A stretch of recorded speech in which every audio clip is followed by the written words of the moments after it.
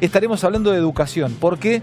Porque mi entrevista de hoy justamente fue recorriendo los pasillos de un colegio mítico. Le dicen algunos con un dejo de soberbia, el colegio. Estoy hablando del Nacional Buenos Aires y con él, o en ese colegio, charlé con Martín Lustó. Pero bueno, contarles de qué se trata lo que hice y a quién fui a buscar. Fui a buscar a Martín Lustó para hablar de educación, para hablar de futuro, para meterme en el mundo de la educación en Argentina y hablarles desde un colegio que se llama Nacional Buenos Aires. Un colegio mítico, algunos le dicen el colegio. Pero la excusa, además de ver aulas que parecen salidas de Harry Potter, era charlar de educación con Martín Lustó, hablar de Argentina, de futuro, de cómo se educó él. Ejemplo, a mí me daban física con un libro de Perazo. A Lustó en ese colegio le dio Perazo, el que escribió el libro con el que me daban a mí. Bueno, un poco lo que es Argentina y las diferencias en la educación. Primera nota, en esta noche Animales de Calle, Nacional Buenos Aires, por dentro con Martín Lustó.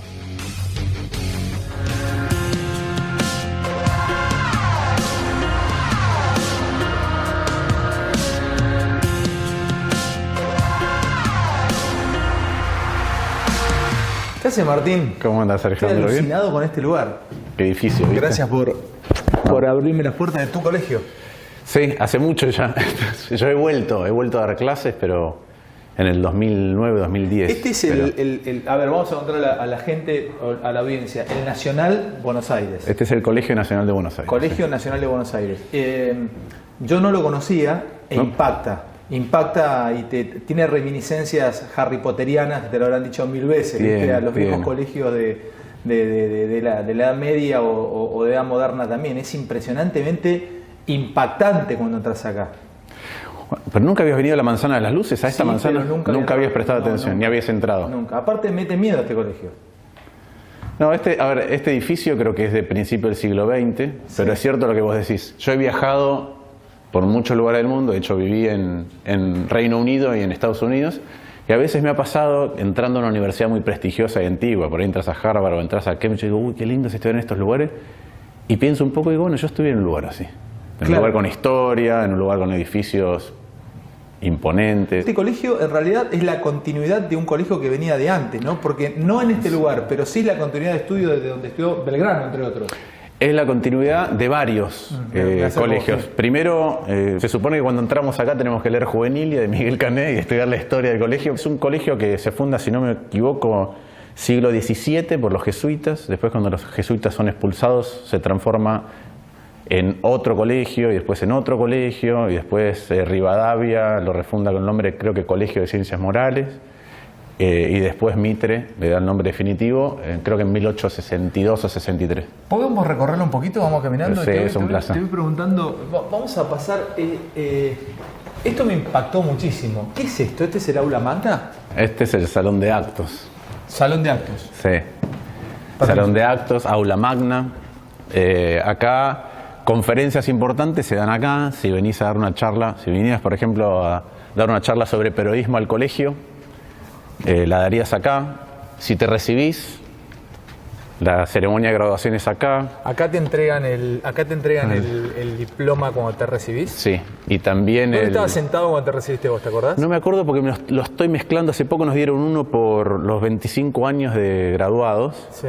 Y estaba sentado por acá, pero no recuerdo dónde. O sea, entrar a esta sala es para algo grande. Sí. ¿A quién viste, por ejemplo, acá? ¿Qué recordás? No me acuerdo, pero este salón tiene una historia mítica, no se sabe si es cierta o no. Es cierto que Albert Einstein, cuando vino a la Argentina, vino a dar una conferencia acá y se supone que un profesor lo corrigió. Dale. Ese es el cuento que se ha transmitido desde mucho tiempo. Me abrís la primera puerta.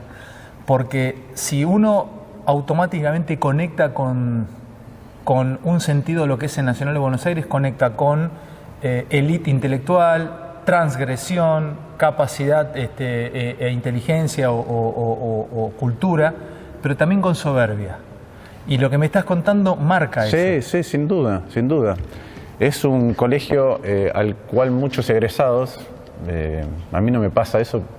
No sé bien por qué, porque no tengo tanto sentimiento corporativo con las cosas, pero muchos egresados lo llaman el colegio, en lugar de, yo lo llamo el Nacional Buenos Aires, porque doy por sentado cuando decís el colegio en otro lugar, dice ¿cuál colegio? Claro, el colegio. Hay un libro que se llama El Colegio.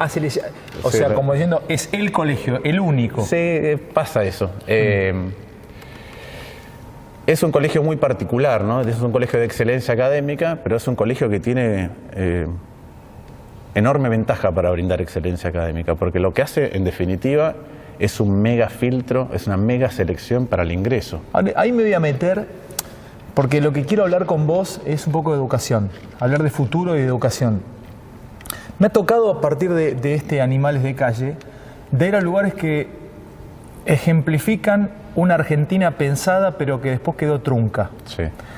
Fui a FADEA, 1927, fundada en 1927, se hizo el rastrojero, se hizo la moto Puma, el pulqui, millones de cosas que nos podrían haber puesto. Hoy podría ser el principal centro metalúrgico del mundo, FADEA. Y lucha por estar, crece día a día, pero fue pensada de una manera y después terminó casi en la nada por momentos. Me pasó con Tandanor, me pasó con Atucha. Es como que encuentro países pensados que nunca, proyectos de país, de Argentina, que se piensan y que después no crecen. Nunca se galvanizaron, nunca terminaron de afianzarse. Sí. ¿Puede pasar con esto? O sea, hablemos de educación, porque este colegio es del 1863 con Mitre, fundado en 1863 con Mitre, venía antes, pero ¿por qué nunca tuvimos una educación nacional como la que da el Nacional? Bueno, primero, Argentina sí tuvo una educación pública de mucha calidad. De hecho, tenía una educación pública de mejor calidad que cualquiera de los países de nuestra región, por mucho. Si vos pensás en la formación que tenían nuestros abuelos y lo comparás con los abuelos de los chilenos o los abuelos de los brasileros, era mucho mejor. Y se ha perdido con el tiempo. De hecho, ese Estado que nosotros tuvimos era mucho mejor que el Estado que conocemos. Vos nombrás iniciativas de ese tipo, pero cada vez que vos ves un edificio, este es un edificio del principio del siglo XX, pero cada vez que vos vas a un pueblo de la provincia de Buenos Aires, ves el edificio municipal, o cada vez que ves el Banco Nación, era un Estado que tenía presencia, que decía yo te voy a acompañar, estoy acá. Después las múltiples crisis y la falta de un proyecto colectivo, te diría, hizo que muchas de estas cosas quedaran en lo monumental, pero no arraigaran en el verdadero sentido que tienen. ¿Qué quiere decir múltiples crisis? Argentina creció con un modelo hasta la Primera Guerra Mundial y después hubo muchas discusiones. Todo el tiempo leo el término meritocracia. El Nacional Buenos Aires es meritocrático, el esfuerzo, porque según entendí, y probablemente mal, en séptimo grado vos vas haciendo un curso de ingreso acá, vas cursando séptimo grado y a la vez vas viniendo los sábados a rendir. ¿Cómo es? Eso se hacía ahora, sí. En la época en que yo vine acá, vos ibas a séptimo grado y después o te preparabas solo o ibas a un instituto para prepararte, porque son 4 exámenes, en mi época eran 4 exámenes, sí. Dabas matemática, lenguaje, geografía e historia, en 2 días distintos, 2 sábados distintos, y después es nada más que ver cuál es el orden en el que saliste. Y en algún momento cortan. ¿Cómo entraste vos? Yo entré bien. ¿Arriba? No, arriba tuve una de mis compañeras, 2 de mis compañeros de aula eran los que se habían sacado el mejor promedio. Una es la hija de Enrique Petracchi, el presidente de la Corte. Sí. Y otro, un abogado, ahora es abogado, me lo crucé hace poco que fui a dar una charla y no puedo creer que sea abogado porque yo no estudié física porque él era tan bueno en física, dije, no, yo en esto soy un desastre. ¿El flaco era bueno en física? No, labura en ¿Pero en era derecho. bueno en física? Yo tenía 3 compañeros que eran una bestia en física y matemáticas, sí. Entonces vos dabas un examen y quedabas y después te asignaban turno mañana, turno tarde o después vino el turno vespertino. Es un sistema bastante, el nivel académico acá es muy bueno, pero es cierto que es un poco artificial, esto no lo podrías replicar en todos lados. Bueno, ahí va, porque te dicen es meritocrático, es la cultura del esfuerzo, es estudiar, es prepararte y es crecer. Pero la meritocracia es muy utilizada por el discurso capitalista. El imperio o el imperio capitalista, es más, si vos te pones y revisás sitios de izquierda, le pegan al término meritocrático, porque entiende que es el triunfo de lo uno, de lo individual por encima de lo colectivo. Que yo puedo hacer el esfuerzo por estar acá, pero si vengo de un colegio que no me dio buenas armas o soy del interior y no puedo llegar a rendir, quedé afuera. O sea, sí, deja el colectivo y se hace hincapié en Martín Lustó, que es de acá de Capital Federal, que se preparó, entró y terminás mejor preparado que yo. Sí, pero además el mérito no es solo un tema de lo individual o lo colectivo, o si querés hay otra dimensión de lo individual y lo colectivo, que es que hay diferencias de base muy profundas. Entonces vos decís en Capital, pero no es lo mismo nacer solamente rico en Barrio Parque que en Cuartel Noveno o que en La Banda en Santiago del Estero. Entonces ya hay diferencias de base muy profundas. Entonces, ¿qué es lo que pasa con el mérito? El que cree que todo es mérito, y esa es la diferencia, si quiere, entre el conservadurismo y el reformismo, la izquierda, es que el que cree que todo es mérito hace caso omiso de que hay diferencias de base que son muy profundas de revertir, muy profundas de revertir. Imposibles, te diría. Tanto que de vez en cuando hay una anécdota. Mirá, Tevez salió de Fuerte Apache. Claro, encontrás la anécdota del tipo que sale de un lugar. Contame por qué haces hincapié en la anécdota, a ver. Porque la anécdota muchas veces es utilizada para decir, ¿ves que se puede? Es decir, ves que se puede, es una en un millón. Entonces estás en contra de la anécdota. O sí, sea, claro, la criticás a la anécdota. Y yo creo que el mérito es muy importante, pero el deber del Estado, por lo menos para los que somos socialdemócratas, es que haya igualdad de inicio para que a partir de ahí el mérito valga. Porque si las diferencias son muy grandes, es imposible. ¿Qué es igualdad de inicio si yo pienso en el Nacional de San Martín, donde yo estudié en mi pueblo, en San Francisco, terminé la secundaria, y esto no lo vimos nunca? Yo me asusté cuando entré acá. Igualdad de inicio es eso. A nosotros nos dieron el diploma en un patio y no teníamos, me dijiste, era bueno en física. Yo no sé si tuve física. Bueno. Y vos me decís, el flaco era bueno en física. Me apichoné en un momento dado. No, por eso. Digo, ¿cómo haces? Mirá, precisamente eso es lo que tiene que hacer el Estado.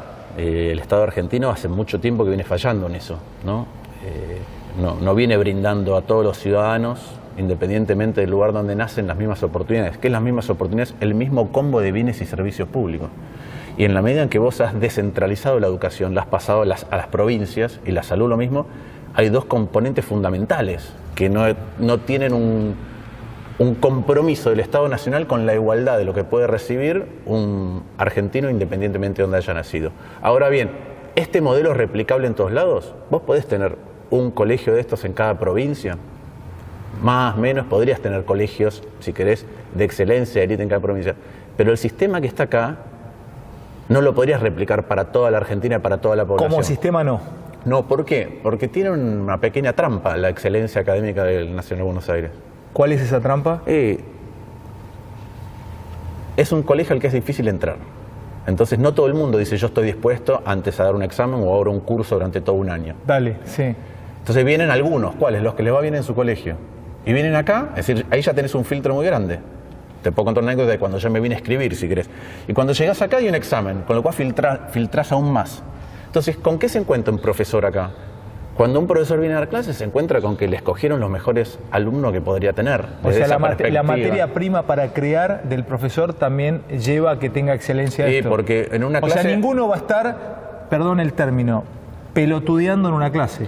Sí, puede estar peloteando, pero lo que te quiero decir es lo siguiente. No se te van a querer ir antes. Yo he dado clases. Sí. Vos podés ir tan rápido, incorporando con los chicos conocimiento, tan rápido como el grupo que más retrasado va de un aula. Porque si no, para la velocidad de un curso, vos como profesor lo decís, te lo determina el grupo más retrasado. La media y el grupo que más le cuesta. No te da velocidad los de adelante, los que mejor comprenden. Los de adelante entienden rápido, pero vos, tu deber como docente es que todos terminen comprendiendo la materia. Entonces, si vos tenés un aula muy heterogénea, seguramente los mejores se van a aburrir. Y los que más les cuesta, más esfuerzo van a tener que hacer. Si yo tengo una selección de los mejores, digo, bueno, podemos ir mucho más rápido. Y además que muchos de los profesores que vienen a dar clase acá son profesores que dan clases en la universidad, porque este es un colegio universitario. Entonces, tenés también una muy buena selección de profesores. ¿Qué creo que esa es la parte, si querés, elitista? ¿Qué creo que tiene de bueno para contrapesar eso? Primero que es una, si querés, la palabra elite no es linda, pero es una elite intelectual. Son seleccionados y autoseleccionados. Pero después es dura la palabra. Sí, pero después es un colegio que es gratuito, solo pagas la cooperadora. Y que te da una muy buena preparación, te das cuenta después. Y después a mí hay algo que me pareció un aprendizaje, que, otra vez, posterior, es que siempre, como la selección es tan intensa, siempre hay alguien que hace las cosas mejor que vos en algún ámbito. Repetime eso, siempre hay alguien que hace mejor las cosas que vos. Sí, yo estaba en aula en que no era... Yo soy un buen alumno, fui un buen alumno, pero en la secundaria, en la universidad y en el posgrado. Pero nunca fui el mejor en nada en el Nacional de Buenos Aires. ¿Y en qué en matemática tenía unos tipos que decían, pero no van tan rápido. ¿Y a vos eso qué hacía? ¿Te motivaba o te deprimía? Porque hay conceptos en educación... Yo creo que te ayuda a poner el ego en un lugar mejor. Siempre hay alguien que hace las cosas mejor que vos. ¿Te ayuda a poner el ego en un lugar mejor? sí. Así como decir, mira, eso me gusta, porque incluso lo pienso para un colegio, sí, si tenés un aula donde tus compañeros son decidiosos y donde nadie le da bola al estudio. Suponete que sí, puede pasar eso, pero también puede pasar que vos seas el mejor alumno en todo. En este colegio es imposible que vos seas el mejor alumno en todo.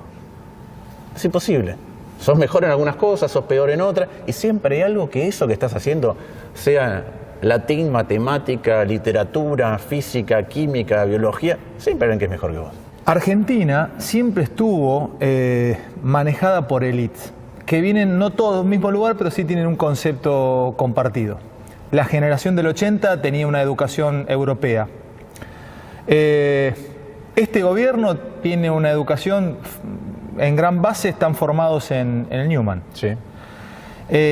Los chicos de la Cámpora, chicos, ya tienen casi 40, pero el Cuervo Larroque, Recalde, Augusto Costa, ¿quién otro? Kicillof, y por ahí me falta alguno. Son todos formados acá, en este colegio, en el Nacional Buenos Aires. Vos también estás formado en este colegio, en el Nacional Buenos Aires. ¿Tiene que ver algo que de pronto todos estos dirigentes políticos que son los que van a mandar en Argentina, o ya están mandando en Argentina, hayan sido formados acá? ¿O de pronto los que están hoy hayan sido formados en el Cardenal Newman? ¿O es casualidad de la vida? A ver, este es un colegio, primero, cuando este colegio surge, la excepción era poder acceder a la educación secundaria. O sea, no es que la diferencia la hacía yendo a la universidad. Claro.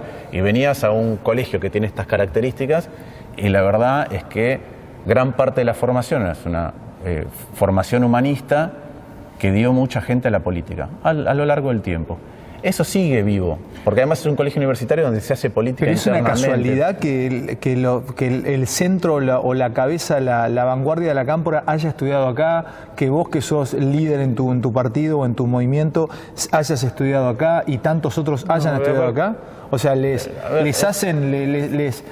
masajean el músculo político más que en otros lugares. Sí, y pasan dos cosas. Primero, mucha de la gente que viene acá viene con familias con vocación pública, le interesa la educación pública, y este es un colegio donde hay política. Por ejemplo, yo acá ingresé en el primer año del gobierno Alfonsín, y yo era bastante apartidario y apolítico cuando estuve en este colegio. Pero este es un colegio que tiene mucho debate, que tiene centro de estudiantes. Has visto que ha habido tomas. Yo me acuerdo cuando yo estaba también hubo, no tomas como las que están ocurriendo ahora, pero también hubo protestas significativas. Tiene una suerte de vida preuniversitaria con esas características de la vida universitaria en la universidad pública. ¿Se debaten cosas que en otros colegios no se debaten? Sí. Y de autoformación. Entonces tiene eso, es como una preuniversidad, ¿viste? Vos viste cómo es la universidad pública, que tiene eso, tiene el centro de estudiantes, tiene una organización, tiene vida partidaria de las organizaciones juveniles de cada uno de los partidos, entonces tiene eso. Entonces es bastante natural que de acá salga gente que después transite para el mundo político. Ahora también es cierto que pasa al revés, que es que se llama sesgo de supervivencia en estadística, pero vos agarras a los que están en política y mirás y hay muchos que vienen del Nacional Buenos Aires. O si querés, están sobre representados. Explícame lo del sesgo de supervivencia. El sesgo de supervivencia. El sesgo es un modelo, ¿no? Es una tendencia. Sí. Sesgo de supervivencia es esto, ¿viste el discurso ese de Steve Jobs que dice, hacé lo que sientas, ese que da en Stanford alguna vez? Hacé lo que sientas. Yo me fui de la universidad, hice caligrafía y eso después me llevó a que la Mac tuviera la letra más linda. Y es que vos agarras la vida de Steve Jobs y decís, che, es bueno hacer lo que sentís y irte a la universidad. Pero siempre agarras al que le fue bien y le preguntás qué hizo. Después hay otros 100.000 como Steve Jobs que hicieron lo mismo y le salió mal. Entonces vos sacás una receta a partir de ahí. Entonces digo, vos vas a la política y decís, ¿cuál les fue bien? Estos. Y es cierto que los del Nacional Buenos Aires pueden estar sobre representados. Pero yo te digo, en mi año estaban Juan Pablo Barsky, se dedicó a otra cosa. Juan Taratuto, sensibilidad social para hacer arte. Débora Pérez Volpin, que después incursionó en política, se dedicó al periodismo, también con mucha sensibilidad. Débora era más grande. Mi preceptor acá hay una cosa muy particular, que es que los alumnos del último año son preceptores de los demás, lo cual te da un poco de desorden, porque vos sos preceptor, yo era preceptor, y hasta entran todos al mismo tiempo, te podés rajar de tu clase hasta que haya llegado el profesor a la otra, entonces te da cierta libertad. Mi preceptor era Pato Galván. ¿Tu preceptor? Sí. Ah, ¿Pato también estudió acá? Sí, por eso.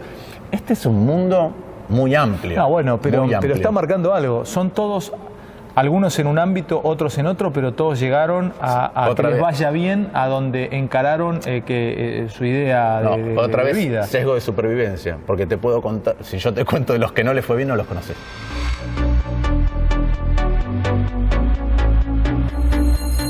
¿Esta era tu aula? Estuve acá, vine a dar clases de economía de quinto año. Entren, acompáñenme. Mirá, que cuando das clases es un problema porque vos vas a otro colegio y ya no hay más pizarrón con tiza. ¿Qué es eso, boludo? ¿Qué hiciste ahí? Pizarrón, primera parte, estás haciendo algo, bajás, escribís la otra parte.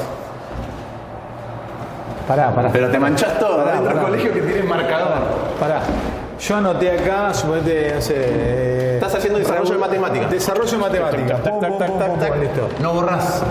Mandás para arriba. Pero esto es copiable para... Esto es copiable. Esto, si no te pido copiarlo para toda Argentina, pero es un pizarrón, es un concepto de Leonardo da Vinci, son dos poleas. Son dos poleas y los años que debe tener, lo mismo que los bancos. Los bancos tienen ahí escrito historia de cada uno que hemos pasado. Los bancos extraordinarios. Todavía pluma y tintero. Abajo. Para poner cosas. Pero son... Pero, pará. Pink Floyd. Metés Pink Floyd. ¿No te cagan a pedo si metés Pink Floyd y metés el logo de Pink Floyd? Es el logo es de la lamentable, luna. ¿viste? Es, por un lado lamentable porque es patrimonio histórico, pero por otro lado ya parte de todo lo que está acá es patrimonio del colegio, pero de cada uno de los que ha pasado por acá. Yo puedo pintar, yo me puedo traer una lapicera, una Big, te dibujo acá, Club Atlético Boca Juniors, el más grande, lo que quiera. Ahora, mientras no me ven, pero para hacer esto tengo que dedicarle media hora. Pero este es un colegio que está solo mucho tiempo. Ah, tengo que hacer una confesión. Sí. Ahora que miro acá abajo, cuando nos recibimos en quinto año, alguien dijo, bueno, hagamos algo, hagamos un kilo, y trajo 1 kilo de merluza. Creo que esto prescribió. ¿1 kilo de merluza? Sí, 1 kilo de merluza. Empezamos, bueno, ¿dónde lo ponemos? ¿Dónde lo escondemos? ¿No? Y a mí se me ocurrió desatornillar lo que iba acá, que había una rejita, y ponerlo abajo de la... ¿Pero para qué? De la tarima. Para hacer quilombo, yo qué sé. ¿Pero para comerlo acá después? No, para esconderlo y que el olor hiciera que se clausurara una clase. Y escondieron 1 kilo de merluza. A mí se me ocurrió abrir unas rejitas que había y lo pusimos ahí abajo y la semana siguiente venimos y estaba clausurado todo un claustro entero de ese. Por el olor a... Prescribió igual, prescribió. ¿Acá te motivaban o acá era esfuerzo constante y tenía que estudiar? ¿Cómo se estudia acá? Acá la motivación es aprobar. ¿Aprobar? Sí, aprobar, no es fácil. Pero es pragmático eso. Sí, pero yo me di cuenta, yo cuando fui a la universidad me di cuenta de lo mucho que había estudiado en el colegio. Otra vez vuelvo al proceso de selección. Vos tenés un montón de gente que la verdad que pasó muchos filtros para estudiar acá. Entonces, las cosas que estudias van a una velocidad importante. Y yo pensaba que era lo natural, que es lo que pasaba en otros colegios. ¿Qué quiero decir? Por ejemplo, en este colegio estudias latín. ¿Estudias latín? Estudias latín. Entonces, por ejemplo, teníamos que leer Virgilio, la Eneida. ¿En latín? En castellano. Pero después tenías que agarrar la Eneida en latín y traducir partes del latín al castellano. Ese es un ejercicio que, si querés, ya no es común en otros lugares. Y, por ejemplo, en física, ¿no? Física, nosotros teníamos de profesora Perazo. Y Perazo es un famoso libro de texto con el que se estudiaba física en todos lados. Nosotros teníamos al tipo. Pará, yo estudié física con Perazo. Bueno, yo lo tuve de profesora, Perazo. No, pero me estás dando bronca ya. Porque no, de verdad ya te estoy tomando un poquito de bronquita. En un momento... Porque vos acá estudiás con Perazo y yo estudiaba con el libro de Perazo. ¿Cómo no va a salir mejor vos? Si yo estudiaba allá... Y bueno, pero ¿por qué Perazo no venía a dar clases allá también? Porque el Estado no se ocupa de que Perazo vaya a dar clases allá. Eso es lo que tiene que hacer el Estado. Para eso es el Estado, sobre todo si tenés esta visión socialdemócrata de yo quiero que todos tengan el mismo acceso a bienes y servicios públicos. Para eso está el Estado. Para poder igualar las condiciones de base y que entonces el mérito sí tenga sentido. Si no, el mérito no tiene sentido. Entonces, yo me acuerdo, Perazo una vez, yo estuve a punto de llevarme física. Me encantaba física. Estuve a punto de llevármela y necesitaba un 10. Y Perazo, sus profesores son complicados y no hay vuelta atrás cuando te ponen una nota, que es como en la universidad. Y me puso 9.50 y me lo llevaba a examen y voy y le digo, mire, me puso 9.50, hice todo bien. Perazo el del libro. Perazo, parece. Pero no, hay un error acá que no acomodaste, no sé qué. Y yo le dije, si le traigo un examen igual que el mío, al cual usted le puso 10, ¿me cambia la nota? Me dijo, si es igual que el suyo, sí. Fui y busqué a este que era una bestia en física. Le dije, ¿me das tu examen? Sí, era igual al mío. Le taché el nombre, porque no vaya a ser que le bajara la nota a él. Lo miró y me dijo, tienes razón. Y me subió la nota. Y no me llevé física por eso, sí. ¿Quién te influyó como profesores? Porque todos tenemos un profe que nos rompió la cabeza o una profe, viste, que te hizo amar algo, por un texto, por un libro.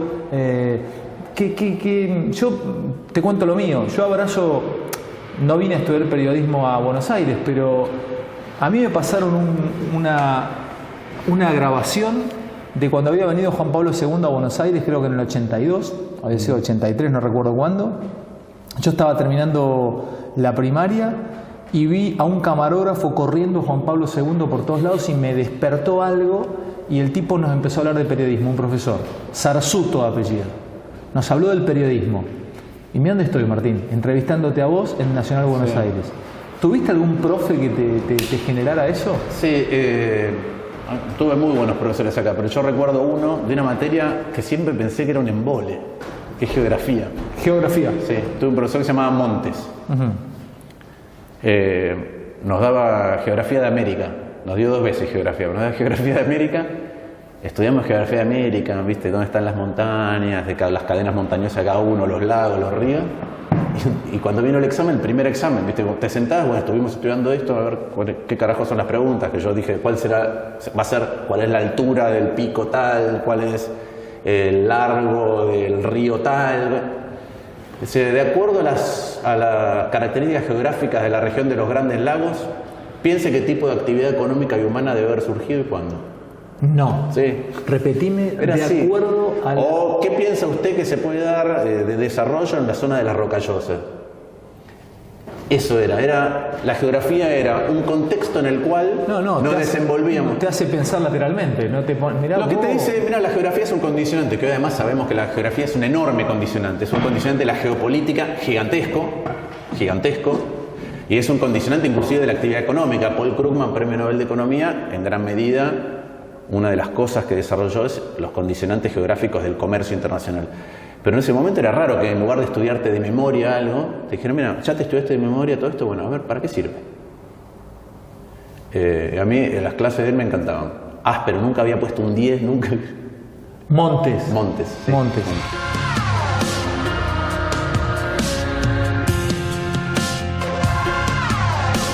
Uy, no. Esto sí es Harry Potter. No. Antes de Harry Potter. Es impactante esta biblioteca, Sí. Es como las películas. Como es la película de El Código Da Vinci, esas cosas, ¿viste? Que tienen que venir a buscar un ejemplar secreto. Necesito no darte bola en este momento. Necesito concentrarme en este lugar, me vuelve loco. No, me impacta. Te envidio profundamente que hayas podido estudiar acá. O sea, podías entrar y agarrarte un libro y sentarte ahí a estudiarlo, a leerlo. Sí, veníamos a estudiar. Qué hermoso, Martín, por Dios. ¿Te acordás cómo fue cuando viniste a dar el examen de ingreso? Tenés una historia particular, ¿no? Sí. ¿Cómo fue? Sí. Vine a inscribirme, sí. Y hice la cola abajo y delante mío había 2 madres que estaban hablando y uno le decía a otro, el mío va a entrar porque es abanderado, y el tipo que nos estaba tomando todos los datos dijo, señora, sin mirarla, señora, no se equivoque, acá todos los que vienen a dar examen son abanderados. Es muy buena. Pero señora, decía, no se equivoque, claro. Acá todos los que vienen a dar examen son abanderados. Sí.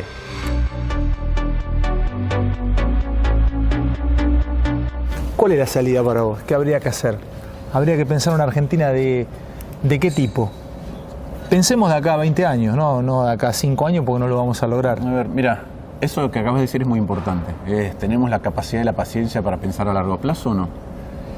Todos los países que prosperan tienen un propósito colectivo, después un compromiso individual con ese propósito, pero se logra si te das cuenta que vas a vivir con el resto mucho tiempo y que algunas cosas que no las vas a ver. Si querés salir del eslogan en educación, es un debate más arduo. ¿Qué es salir del eslogan? Queremos una educación que prepare a los jóvenes para el siglo XXI. No quiere decir nada. Pará. Queremos una educación que prepare a los jóvenes para el siglo XXI, no es nada. No es nada. Ahora yo te digo, a ver, empezá a meterte un poquito más en detalle. Antes hablábamos de cómo haces para lograr una muy buena educación en todos lados. Una de las cosas que hizo por un problema fiscal, como suele pasar en Argentina, se hizo en los 90, es darle la educación a las provincias. Y ahí ya tenés diferencia de base, un Estado nacional, un Estado que se ocupa de todos los argentinos independientemente de dónde nacen. ¿Qué es darle educación a las provincias? La responsabilidad de la educación de las provincias, el presupuesto, cuánto destinan, cómo... ¿Ahora no es así? Es de las provincias. Yo digo, para mí funcionaba mejor cuando era una obligación nacional. Eso hace que existan pocos mecanismos para brindar mejor educación en una provincia que tiene pocos recursos. Esto que vos decías, pero si yo nací en Santiago del Estero, si yo nací en Formosa, ¿cómo hago? Antes el Estado Nacional tenía la obligación de brindar educación en todos lados. O sea, vos decís que vuelva otra vez a eso. A mí me parece que eso es una cosa que deberíamos discutir. Por lo menos, si no es así, ¿cómo hacemos para que el Estado Nacional tenga la capacidad para igualar? Pero ¿no hay un Ministerio de Educación Nacional? ¿Existe ese ministerio es el que determina y manda? ¿O los fondos hoy manejan las provincias? Hoy es potestad. Está bueno eso, Martín, la propuesta o la mirada que tenés. Una de las cosas que mutó desde la Argentina, que tiene una muy buena educación hoy, es que el contexto socioeconómico cambió. La foto de un aula, la foto de esa año por año que te sacaban, la foto de un aula promedio hoy y la de hace 40 años es totalmente distinta. Entonces a los docentes los haces cargo de la transformación y la degradación socioeconómica de la Argentina y de enseñar. ¿Cómo lo haces cargo? No entiendo. Porque se tienen que ocupar de si el chico viene bien comido, del entorno familiar, de cómo vienen los padres a protestar, y no le das herramientas ni para eso, que las tendría que resolver el Estado por otro lado, ni para enseñar.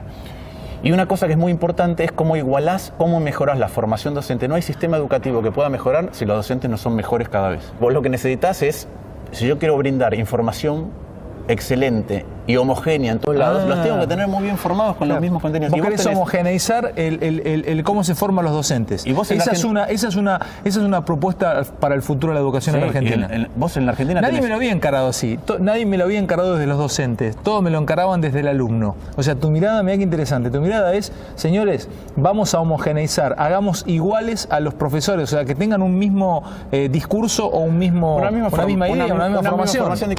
Una misma formación. Mi última pregunta, ¿qué es educar para vos?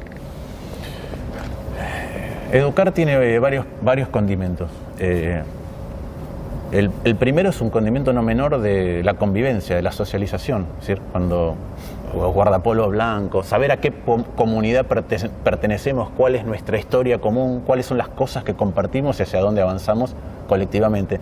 Eso es un componente fundamental de cualquier nación, de cualquiera. Y después hay una parte que es muy importante que tiene que ver con la capacidad de despertar, además de los conocimientos comunes que hacen que nos podamos interrelacionar mejor entre nosotros, la capacidad del pensamiento crítico. Todas las cosas que vos ves sirven para formar una manera de pensar.